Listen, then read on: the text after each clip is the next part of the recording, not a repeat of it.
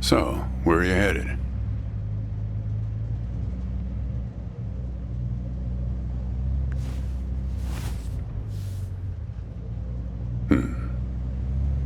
Not the talkative type, eh? That's okay. Most people I pick up are just waiting for their turn to talk.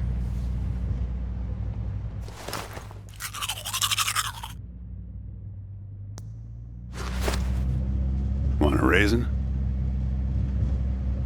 They're from my farm.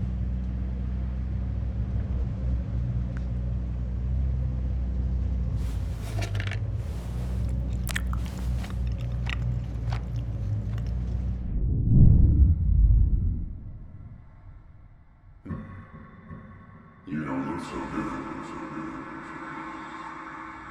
Guess those things don't agree with you yet. Strange. They're Thompson seedless. Good raisins. We still farm more of those in California than anywhere on Earth. You want to know the clearest evidence that reality isn't real?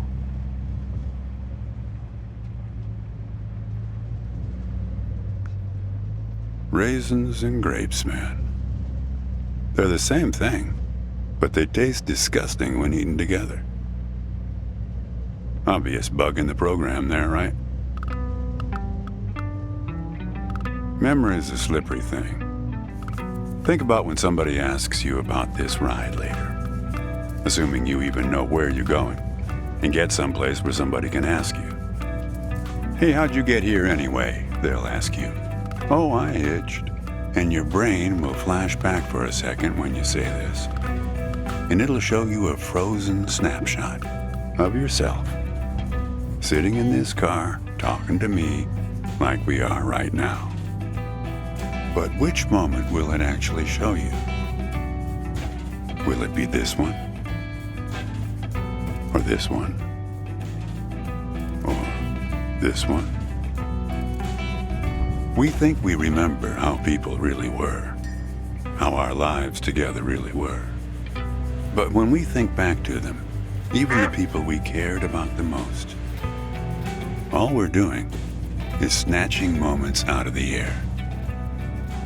Just grabbing another raisin out of the box.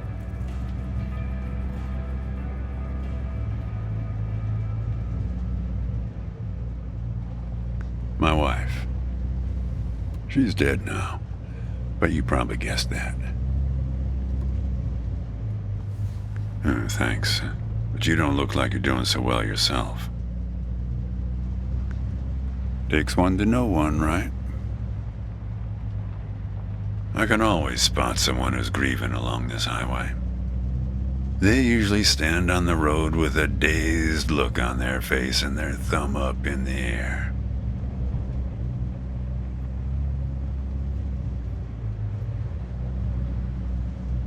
Young guy like you, I wouldn't have a clue.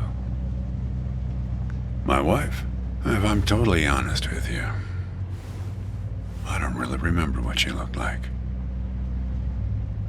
Remember everything about her, just not her face. Some people have faces that are easy to remember. Doesn't seem fair.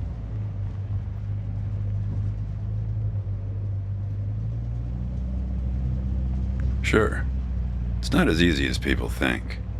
I'll give you an example. You think you're present in the moment? You've been talking to me for a few minutes now. What color are my eyes?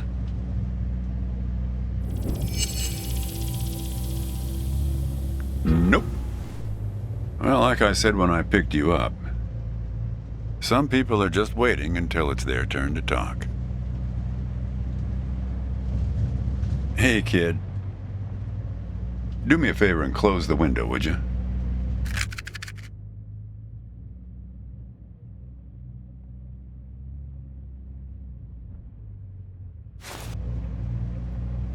What you got there?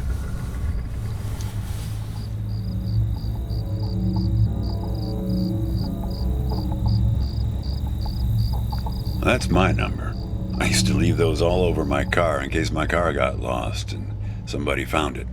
But yeah, feel free to call me anytime you get in trouble. That's better. Now, where were we?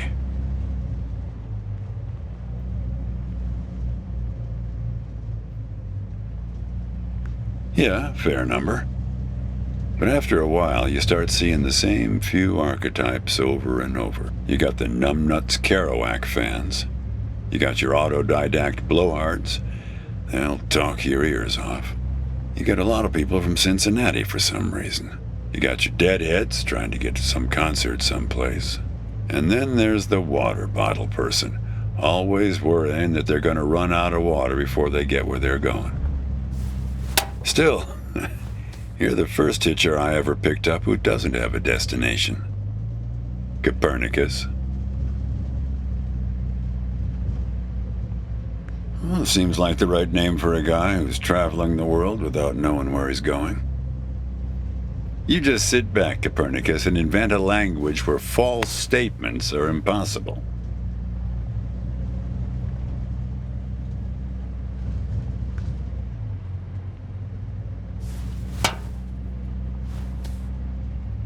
You know, when I was a kid, my brother and I used to drive our parents crazy on long drives like this. Our folks wouldn't let us listen to the radio in the car. So we used to make up these songs about food on long drives to pass the time. We had this one with about 30 verses, each about a different kind of grain. There was this one time when we passed a billboard for this new kind of bread, challah bread. In hell they have a hell a lot of challah bread. In hell they have a hell a lot of challah bread. In hell they have a hell a lot of challah bread. In hell they have a hell a lot of challah bread. Oh yeah, that drove Mom and Dad crazy. Come on, join in. In hell they have a hell a lot of challah bread. In hell they have a hell a lot of challah bread. In hell they have a hell a lot of challah bread. In hell they have a hell a lot of challah bread.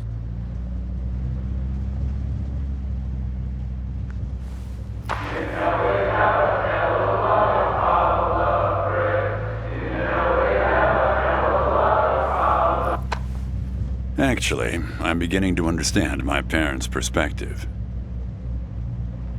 Getting older's funny. It's like reading a book where less and less happens, but the writing gets better and better. Thanks. I got it from an app. It's this app with philosophical sayings. My wife got it for me, to make me sound smarter. She had a way with words.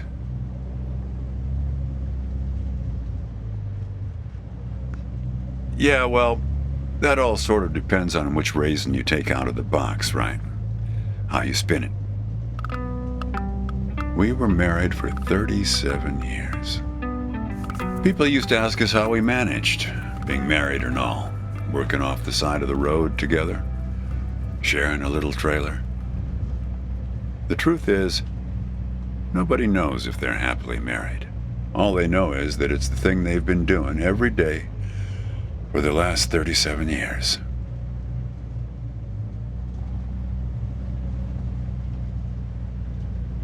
It's not that simple, Copernicus. Life has a way of chipping away at that certainty. It'd be easier if you had a number assigned to you, a number from 1 to 100, printed on both your foreheads where you could always see it. It would arrive in the mail every year, right after you file taxes. Oh, we're a 71. That couple down the street, the Rosens, they're an 82 this year. Oh, I guess they have it a bit better than us. Some way of knowing.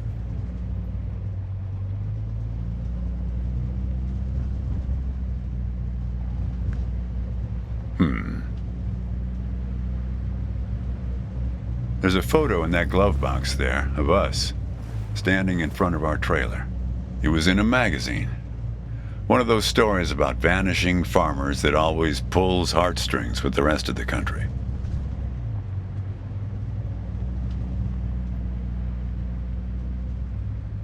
It's a nice photo. The photographer caught a certain look, an expression she used to have, like she could see something barely out of sight for the rest of us. Here, pop open the glove box and I'll show you what I mean.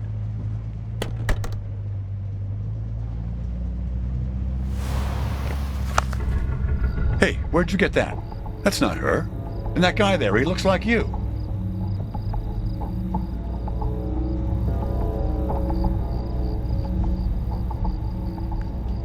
I don't know.